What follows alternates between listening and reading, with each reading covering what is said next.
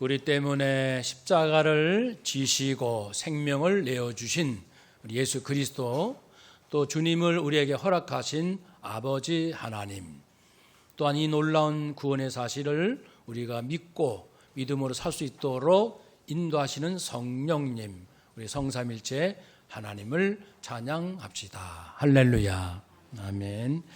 귀한 찬양 감사드리며 오늘 주일날 우리 다시 모였습니다. 일주일 동안 나라 걱정하고, 또 내 직장 걱정하고, 또 우리 자녀들 걱정하고, 앞으로 어떻게 될 것인가 생각들도 많으실 줄 압니다. 그런 가운데서도 기도하며 말씀 붙들고 살아온 우리 성도님들, 성도가 있기에 하나님께서 결코 이 땅을 버리지 아니하십니다. 우리 성도 한 사람 한 사람이 천하보다 귀하잖아요. 우리 서로 축복하며 인사합시다. 당신은 천하보다 귀합니다. 아멘. 하나님의 약속입니다. 영원한 생명을 얻은 자예요. 여러분, 우리 성경 신약과 구약 책 단 한 권, 이 한 권 평생 몇 번이나 읽으시는지요? 일주일에 한 장 정도는 읽으시는지요? 이 성경책이 우리 동서고금을 막론하고 엄청난 역사와 문명을 변화시키고 또 발전시켜 왔습니다. 참으로 수많은 사람들이 성경을 통하여, 그 가운데서도 신약 성경은 아주 부피가 적습니다. 신약 성경 부피가 얼마나 적은지 몰라요. 그런데 이 신약 성경, 물론 구약도 포함되지만 이 신약 성경을 통해서 사람들이 구원받고 인생을 결단하고 내 힘으로 할 수 없는, 내 힘으로는 살 수 없는 그런 거룩한 삶으로 살고 또 결단하는 일들이 계속해서 일어나니 성경에 대해서 최고라는 말을 붙일 수 있지요. 그래서 성경 안에는요, 최고의 지식과 최고의 지혜가 담겨져 있습니다. 오늘 제목이 최고의 지식, 최고의 지혜인데요. 최고의 지식이란, 우리 지식이 많잖아요. 이 얼마나 많은 지식 시대에 살고 있습니까? 최고의 지식, 최고의 지식. 그것은 바로 예수 그리스도를 잘 아는 거예요. 예수 그리스도, 그분을 잘 아는 것이 최고의 지식. 왜냐하면 그리스도를 통하여 하나님을 알게 되고, 하나님을 알므로써 창조주 하나님을 잘 알므로써 피조물된 인간은 그가 무엇을 하든지 참된 의미 있는 인생을 살 수 있게 되기 때문입니다. 반대로 하나님을 몰라요, 예수 그리스도를 모르면 내가 아무리 내 딴에는 많은 지식과 깨달음이 있다 할지라도 하나님을 몰라요, 예수님을 몰라요, 예수님이 계신 천국을 전혀 몰라요, 성령님을 몰라요. 그런 인생에 무슨 의미가 있겠습니까? 그래서 최고의 지식은 예수 그리스도를 잘 아는 것이고요. 두 번째, 최고의 지혜. 최고의 지혜는 그 하나님의 아들이시며 메시아, 죄인들을 구원하기 위해 오신 그 기름 부음 받은 하나님의 종, 하나님의 아들 예수는 그리스도이심을 깨닫고 이제 진짜 내 인생의 주님으로 모시는 사람, 모시는 것, 그것이 최고의 지혜입니다. 우리 최고의 지식이 있으면 지혜까지 가야지요. 예수님이 어떤 분이신지를 아는 자라면 그 예수님을 나의 구주로 당연히 모시겠죠. 그것이 지혜로운 자입니다. 사랑하는 여러분, 이런 성경 전체에 최고의 지식과 지혜가 있는데 이 에베소서 안에도 담겨져 있습니다. 에베소서는 바울이 로마 감옥에 있으면서 AD 62년경에 이제 쓴 편지입니다. 에베소 교인들에게. 고대 에베소는 주술과 마술이 성행하였습니다. 많은 신들을 섬기면서 물론 헬라 철학도 있었습니다. 그리고 여러 가지 상업도 무역도 흥황했습니다. 그러면서 많은 신들을 섬겼습니다.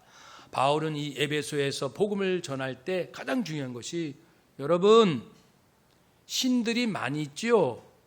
그러나 참신, 진정 모든 것을 창조하신 신은 여호와 하나님 그분이십니다. 그리고 그분이 보내신 분이 예수 그리스도라는 분이십니다. 이것을 잘 알릴 필요가 있었지요. 에베소서의 핵심 메시지는 7가지인데 처음 5가지는 최고의 지식에 대하여, 2가지는 최고의 지혜에 대하여 전하고 있습니다. 최고의 지식은 예수 그리스도가 누구이신가? 5가지. 첫 번째, 그리스도의 아버지 하나님은 모든 만물을 통치하신다. 예수 그리스도의 아버지 되신 여호와 하나님은 존재하는 모든 것을 지으셨고 모든 것을 통치하시는 분이십니다.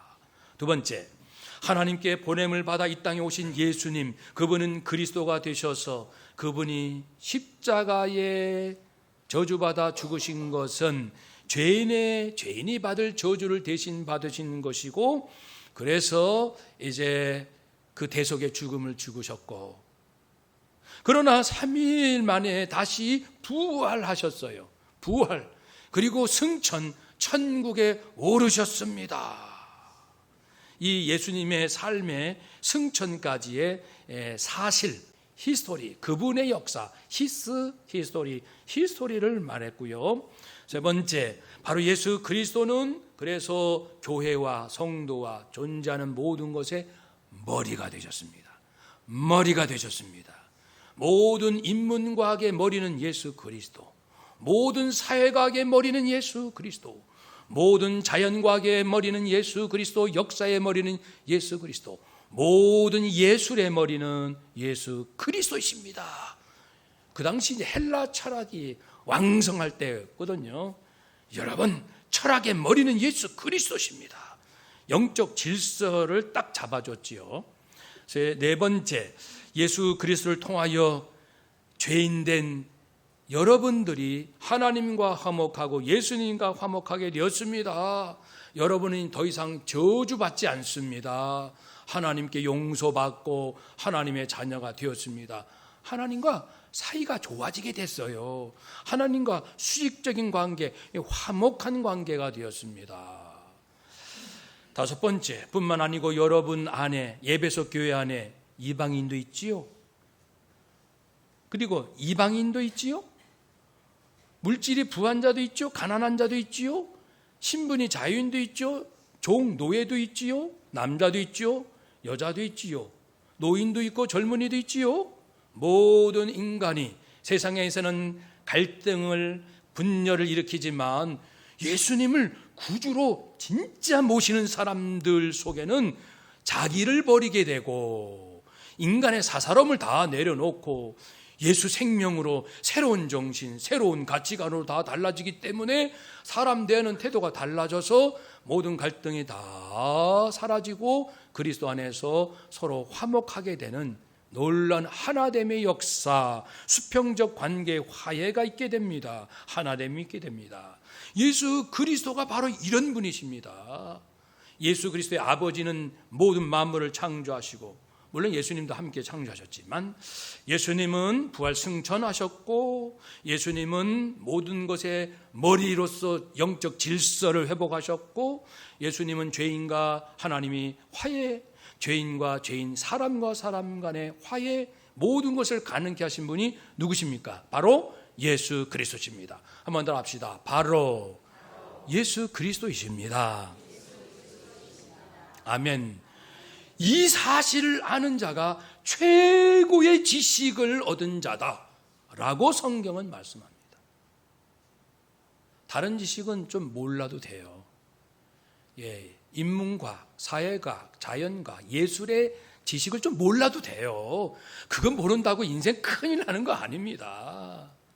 지금처럼 폭발하는 지식, 100년 전만 해도 이렇게 지식이 많지 않았어요. 200년 전만 해도 없었어요. 제가 들은 경제 전문가의 말에 의하면 20세기 초 그러니까 지금 21세기잖아요. 1900년, 1901년, 2년, 20세기 초 아닙니까? 그때부터 세계 경제 안에 경쟁이라는 개념이 들어왔다는 게 경쟁. 그전에는 그런 것이 여러분, 그러니까 우리가 지금 안고 있는 이 많은 지식들, 200년 전, 300년 전 사람들은요 별로 지식이 없었어요. 그때 최고의 지식을 가진 사람보다 우리는 지금 더 많은 지식을 갖고 있어요. 그러면 200년 전 사람, 500년 전 사람은 불행한 인생을 살았을까요? 인간답지 못한 인생을 살았을까요? 아니거든요. 그 500년 전, 1000년 전 얼마든지 주님 안에서 행복하며 감사하며 지극히 자족하며 주님을 찬양하며 사람들을 위하여 생명까지 기쁨으로 내어놓은 훌륭하게 살아간 사람들이 얼마나 많은데요. 우리가 지금 갖고 있는 지식 좀 몰라도요 아무 지장 없어요. 그렇지만 최고의 지식 예수 그리스도만큼은 정확히 알아야 됩니다. 왜냐하면 나의 영원한 생명과 직결되어 있기 때문에 그렇습니다. 그리고 주님 재림하셨을 때 평가받을 때 잘했다라는 칭찬을 받느냐 받지 못하느냐와 관계되기 때문에 그리스도를 잘 알아야 되겠고요. 예수님을 단지 머리로만 이해하는 것이 아니라 알고 보니 깨닫고 보니 깨달아지니 예수는 과연 그리스도시고 하나님의 아들이시고 나의 죄를 대신 치르시기 위하여 대속으로 죽으신 분이시고 이 모든 사실을 알면은 누구 따라가실래요? 어느 철학을 따라가실래요? 어느 정치 철학, 어느 경제 철학, 어느 사회 철학, 누구 심리학, 어떤 이론을 따라가실래요? 최고의 지식 예수 그리스도를 안 다음에는 그런 것들은 삶에 조금 도움이 돼요.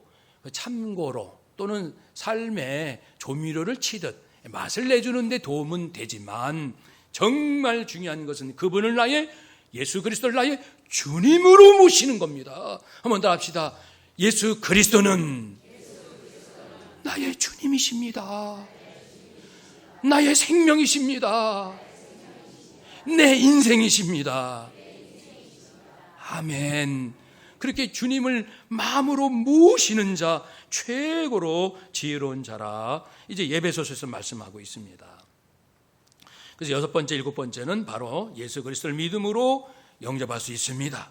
그리고 예수님을 그리스도로 영접한 사람들은 하나님께 감사하시고 마귀, 자꾸만 우리 인생을 흐트러뜨리는 마귀가 있는데 마귀를 대적하고 그리고 모든 사람들, 그전에는 이런저런 기준으로 자꾸만 사람들을 편가르게 하고 이렇게 내 잣대로 세상 잣대로 사람들을 불공평하게 대했는데 이제는 그리스도의 생명으로 지극히 순수한 그리스도의 사랑으로 사람들을 귀하게 여기는 사랑할 것을 독려하였습니다.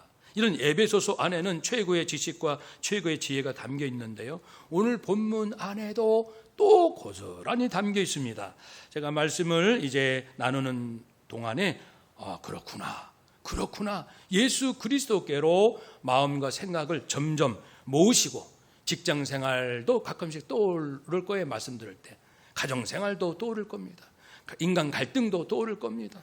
여러분 그럴 때마다 이 말씀을 들으시면서 어떤 결단들이 있으시기를 기대합니다. 1절에 보시면 사도 바울께서 에베소 교인들에게 여러분은 지금은 성도입니다. 예수님을 그리스도 주님으로 영접한 성도지만 그 이전은 여러분 어떠했습니까? 허물과 죄로 죽었잖아요. 허물이란 올바른 길에서 떨어진 것, 죄란 관역에서 벗어난 것 같은 의미로서 성도가 되기 이전에 우리는 올바른 길, 관역에서 벗어난 인생을 살았다는 것을 말씀하고요. 그래서 영적으로 도덕적으로 죽음 상태에 있었던 여러분들을 하나님께서 살리셨습니다. 그때 여러분께서 올바른 길 진리를 떠났기 때문에 어떻게 살아셨나요? 여러분 예수 믿기 전에 어떻게 살아셨습니까? 세상 풍속을 따르지 않았습니까? 하나님을 부정하고 대적하는 그러한 생각과 가치관으로 살지 않았습니까? 공중권세 잡은 자, 불순종, 하나님을 대적하는 자들 안에 있는 영, 즉 초자연적인 악의 세력, 영, 마귀, 사탄을 말하는데요. 이런 공중의 권세를 잡은 자, 악한 영을 따라 살지 아니했습니까? 우리가 전에는 다 저도 그랬고 여러분도 그랬고 그렇게 살았습니다. 사랑하는 여러분, 우리는 예수 그리스도를 몰랐을 때는 육체의 욕심 따라 살았어요. 그것이 갈라디아서 5장에 나오는데 육체 일이란 바로 이런 것입니다. 현저한 것입니다. 음행과 더러운 것과 호색과 우상 숭배와 주술과 원수 맺는 것과 분쟁과 시기와 분냄과 당짓는 것과 분열함과 이단과 투기와 술취함과 방탕함, 우리가 그렇게 살았다고요. 우리가 예수를 나의 구주로 영접하고 말씀과 성령으로 살아가기 이전에는 참 많은 음행 가운데 살았습니다. 실제로 그 초대교회 때 헬라 문화 가운데서는 이방 신들을 섬기면서 신전에서 성행위가 이게 종교행위로 일어났습니다. 그러니까 신에게, 신전에서 신에게 제사를 지낸 다음에 그 신전에 있는 그 제사장이라고 하는 여자들과 이제 성행위를 합니다. 이게 종교 그들의 예배 행위 가운데 성행위가 들어가요. 그러니까 이 도시 전체가 음행이 만연한 그런 초대교회 배경을 생각하시면 왜 이렇게 음행에 대해서 사도가 많이 얘기하면서 조심하라고 하는지 깨달을 수 있습니다. 우리가 예수를 그리스도로 영접하기 전에는 여러 가지 우상을 섬겼습니다. 인생이 불안하니까, 인생이 두려우니까. 그래서 이런저런 우상을 붙들고 나를 지켜줄 것처럼 살았습니다. 또 오늘날로 하면 물질이니까 물질만 많으면, 돈만 많으면 어떤 시련이 와도 이길 수 있다라는 생각을 갖고 살지 않았습니까? 예수님 믿기 전에는 힘이 있으면 어느 누구도 나를 건드리지 못할 거야. 어찌되든 돈의 힘이든 지식의 힘이 힘을 기르자 이런 식으로 살지 않았습니까? 예수님 믿기 이전에는 우리가 이런 모습으로 살았다고요. 그래서 내게서 힘을 빼앗아가는 사람, 나에게 공격하는 사람, 나에게 피해를 주는 사람, 그런 사람은 원수입니다. 그러니까 원수를 맺지요. 그리고 모든 기준이 내 것이다 보니까, 내 생각, 내 판단이 중심이다 보니까 그렇지 않는 사람과 분쟁이 가는 곳마다 일어납니다. 나보다 잘된 사람 시기 질투합니다. 그리고 나 혼자 힘이 약하니까 끼리끼리 뭉쳐서 무슨 당 끼리끼리 뭉쳐서 우리가 권력을 잡아보자, 우리 편이 모든 것을 이겨보자 당짓지 않았습니까? 분열하고 그리고 질투하고 그렇게 살다 보니까 얼마나 인생이 피곤해요. 스트레스가 많고 삶이 지치고, 그러니까 그걸 달래기 위해서 술을 마시지 않습니까?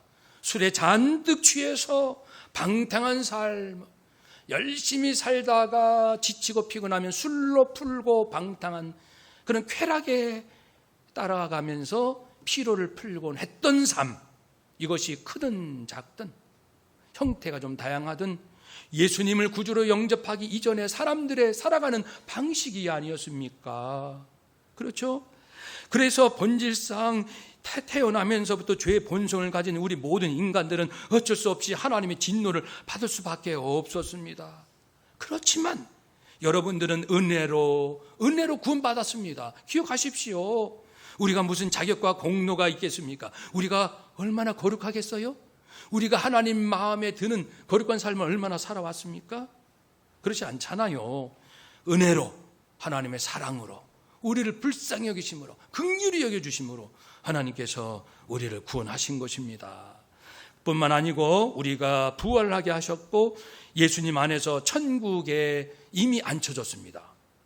나는 천국에 간 적이 없는데, 과거의 표현을 쓴 것은 반드시 예수 생명을 얻은 자는 장차 부활하여 주님과 함께 영원한 천국을 누릴 것이 약속이 되어 있기 때문에 이미 얻은 것과 마찬가지다. 그래서 과거의 표현을 쓴 것입니다.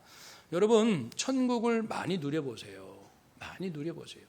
이렇게 정말 국내 현실이 혼탁한 위기, 숨막히는 상황에서도 정말 거듭난 정치인들이라면요, 성령의 사람 정치는요, 이런 혼탁한 속에서, 현실은 현실이죠. 혼탁한 건 혼탁해요. 그래도요, 그의 마음은 천국을 유지할 수 있어요. 늘 주님과 함께 세상에서 줄 수 없는 마음의 평안함과 고요함, 그리고 주님께서 십자가상에서 내어주신 십자가 사랑을 늘 날마다 그 사랑을 받으면서 마음이 상하지 않도록 지켜낼 수 있는 겁니다. 세상 방식으로 스트레스 푸는 것이 아니라 우리는 한 번 더 합시다. 하나님, 스트레스 받는 나에게 예수 생명으로, 예수 사랑으로, 주님의 기쁨으로 치유하여 주시옵소서. 아멘. 그렇게 해서 우리는 세상의 스트레스를 풀어갑니다. 영적인 권능, 예수 생명으로. 그걸 말씀합니다. 여러분, 이미 천국에 있는 거랑 마찬가지예요. 예수 생명을, 영생을 얻었기 때문입니다. 이런 놀라운 것은 하나님의 은혜가 아니겠습니까? 여러분이 무엇을 얻었습니까? 구원을, 이 천국을, 이런 놀라운 삶을 믿음으로, 오직 믿음으로.